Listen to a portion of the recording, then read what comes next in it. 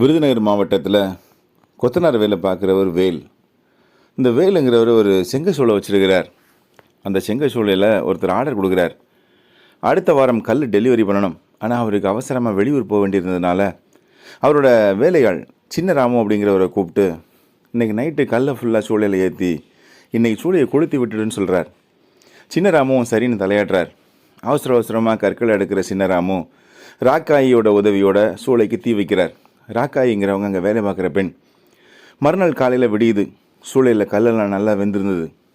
சின்ன ராமு வழக்கமாக சூளையில் கல்லை மேலேருந்து எடுப்பார். அவசரத்தில் பதட்டத்தில் கல்லை கீழேருந்து எடுக்கிறார். சூளையில் உள்ள கல் அவர் மேலே விழ செங்க சூளைக்குள்ளே மாட்டிக்கிட்டார் சின்ன ராமு. ராக்காயி பயங்கரமாக கத்துறாங்க, காப்பாற்றுங்க காப்பாற்றுங்க காப்பாற்றுங்க காப்பாற்றுங்கன்னு பயங்கரமாக கத்த அந்த வழியாக நண்பர்களோடு போன காமராஜர் ஐயா வேகமாக ஓடி வந்து என்னென்னு கேட்டு சூளையில் மாட்டிருக்கிற ராமுவை காப்பாற்றுறதுக்காக செங்க சூளை மேலே ஏறுறார்.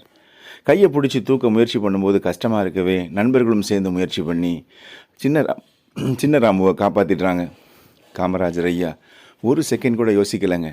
நம்ம போனால் நம்மளும் உள்ளே விழுந்துருவோம், மாட்டிடுவோம், எந்த யோசனையும் இல்லை. ஓடி வர்ற அந்த ஸ்பாட்லேயே பிளான் பண்ணிடுறார் எப்படி காப்பாற்றணும். அதுதாங்க திறமை. சமயோசித புத்தி காமராஜர் ஐயாவுக்கு அதிகம். சூழ்நிலைக்கு தகுந்த மாதிரி தன்னை மாற்றிக்கிட்டு அந்த வேலையை எப்படி செய்ய முடியும், எப்படி செஞ்சால் கரெக்டாக இருக்குங்கிறத முடிவு பண்ணி கரெக்டாக செய்வார். பிளான் எக்ஸிக்யூஷன் பக்காவாக இருக்கும். சின்ன ராமுவை அவரும் அவர் நண்பர்களும் சேர்ந்து காப்பாற்றிட்டாங்க. இந்த நிகழ்வை இன்றைக்கும் விருதுநகரில் உள்ள சில மக்கள்கிட்ட கேட்டிங்கன்னா நல்லா தெரியும். காமராஜர் ஐயா அவ்வளவு தன்னம்பிக்கையும் வீரமும் மிக்க ஒரு நல்ல இளைஞன்னு சொல்லுவாங்க. காமராஜர் ஐயா சிறந்த முதலமைச்சர் மட்டும் இல்லைங்க, நல்ல மனுஷனாகவும் வாழ்ந்தார்.